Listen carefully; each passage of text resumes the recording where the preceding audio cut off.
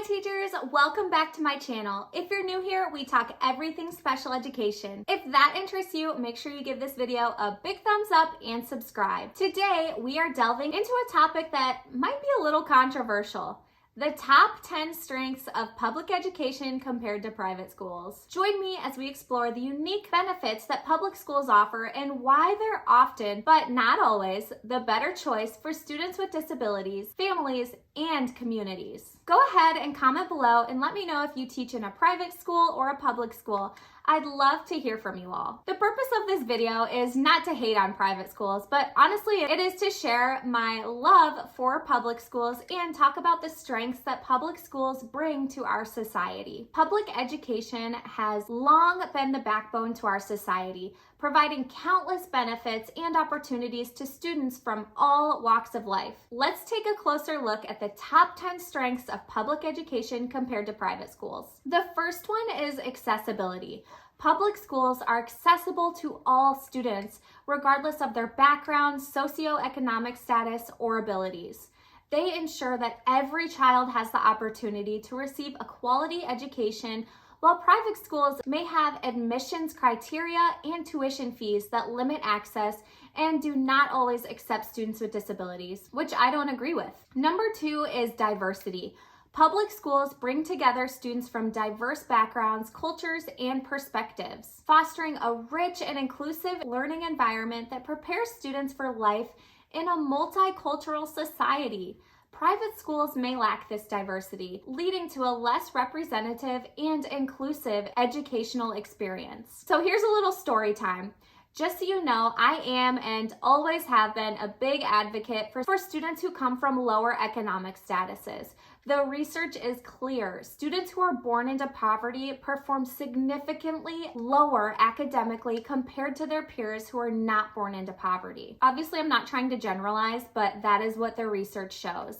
There are many reasons for that, and I made a video all about that, so make sure you go watch that video. Where I grew up, the public schools are very strong, and parents are happy with public education. My sister moved to the South and became a para down there. She decided to work in a public school. The students at this public school were all very low income, and the behaviors at the school were unimaginable.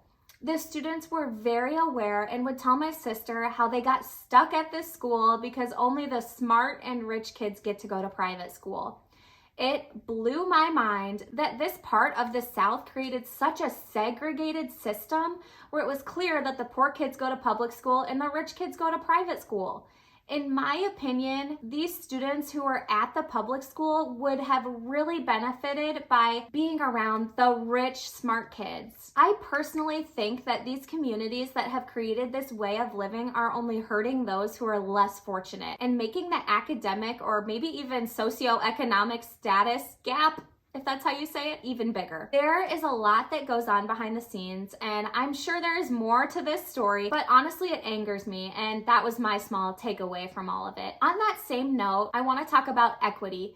Public schools prioritize equity and strive to provide equal opportunities for all students regardless of their socioeconomic status or academic ability. They offer a wide range of support services, including special education, English language learning, and free and reduced price meals to ensure that every student can succeed. My next bullet here is community engagement.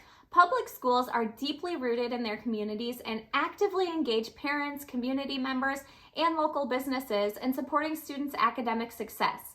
They offer a wide range of extracurricular activities, sports programs, and community service opportunities that promote student involvement and engagement. Next, we have qualified teachers.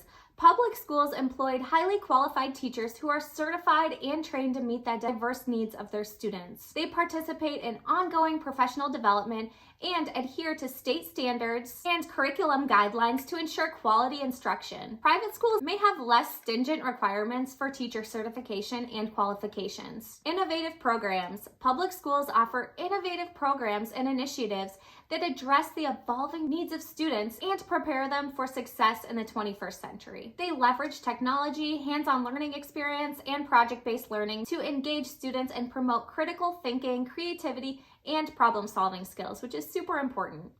Next, we have accountability.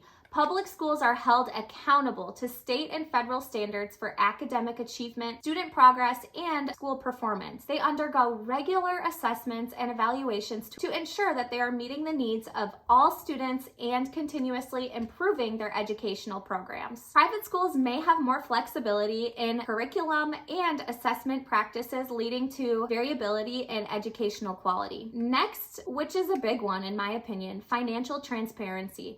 Public schools operate with transparency and accountability in their financial practices, with budgets and expenditures subject to public scrutiny and oversight. This ensures that taxpayer dollars are being used responsibly and effectively to support student learning. Private schools may have less transparency to their financial operations, making it difficult for parents and stakeholders to assess the true cost and value of their education. Don't forget, private schools are for profit. They are typically benefiting people or even a company financially.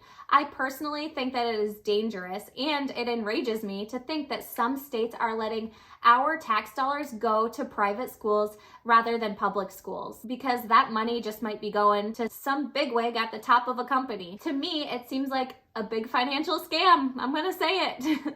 But we don't need to get into that because obviously I'm a little too passionate about it. Next, we have inclusive practices. Public schools prioritize inclusive practices that ensure every student, regardless of their background or abilities, feel valued, supported, and included in the school community. They provide accommodations, modifications, and support services to meet the diverse needs of students with disabilities, English language learners, and other special populations. My next point is preparation for civilization. Public schools play a crucial role in preparing students to be informed, engaged, and active citizens in a democratic society. They teach civics, social studies, and citizenship education to help students understand their rights, responsibilities, and role in shaping their communities and society as a whole. So there you have it, the top 10 strengths of public schools compared to private schools, with a little bit of controversy mixed in between. From accessibility and diversity to equity and community engagement, public schools offer a wealth of benefits that make them the better choice for many students and communities. Let's continue to support and invest in public education for generations to come. Go ahead and comment below. Let me know your thoughts. Maybe don't make your comments too controversial. I'd love to know what setting you teach in, if it's a public school or private school, and what you think of it. I hope you enjoyed this video. Please make sure to give this video a big thumbs up and subscribe. If you are looking for some free resources for your classroom, go ahead and check out the links in the description of this YouTube video. Also, I have a bunch of activities available in my TPT shop that you can purchase for your special education classroom. My TPT shop is called Activity Teacher. Thanks for watching. Until next week, happy teaching.